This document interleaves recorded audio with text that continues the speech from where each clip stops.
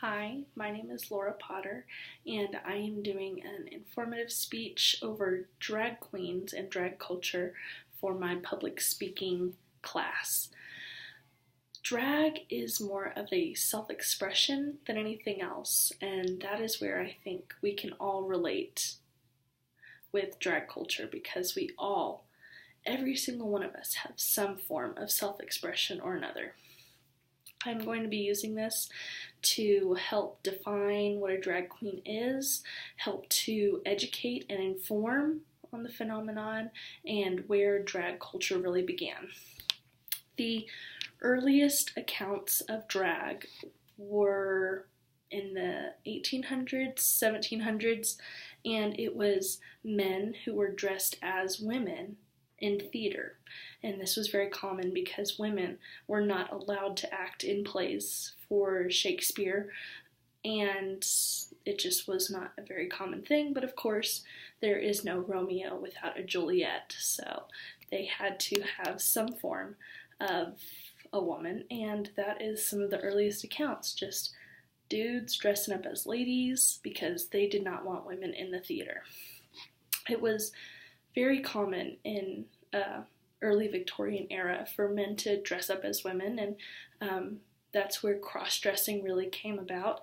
It is very celebrated in some areas, and it wasn't looked down upon as it could be, in more modern times, where I think many people really started to accept drag or be aware that is in the 60s and 70s.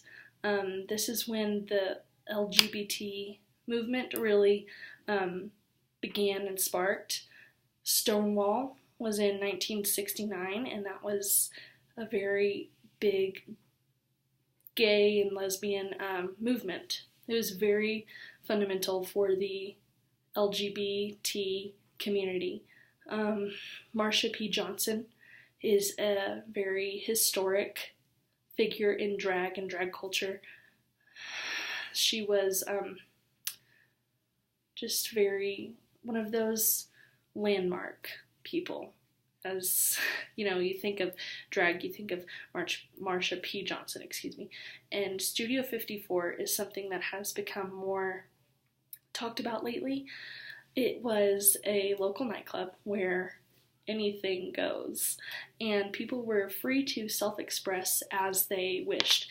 That include drag, that include gay, that include anything under the sun was allowed. There were many celebrities that went to this. It was a very hot spot. Unfortunately, it did get shut down, but that was where you could be who you wanted to be freely.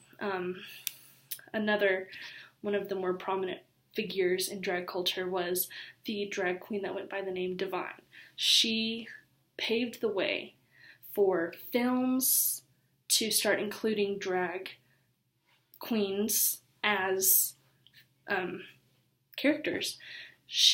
One of the most common ones is that she was the mother in Hairspray, and that is actually a tradition that has lived on past her.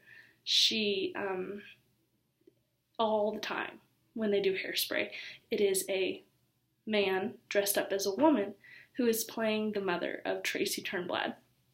And as in the movie that was in 2007, John Travolta played the mother.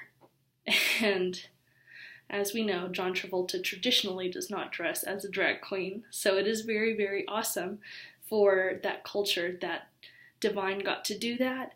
And it really showed how drag queens can be in everyday life. Which brings us now to modern day drag culture.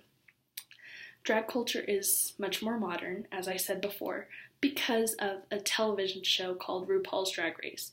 RuPaul's Drag Race is a televised program where drag queens enter a competition, and they have many competitions, contests, and they have to dress to certain degrees in order to win. And at the end, there's one drag queen who is the winner, and they are Queen Supreme. It's a very good show. If none of you have watched it, you definitely should watch it.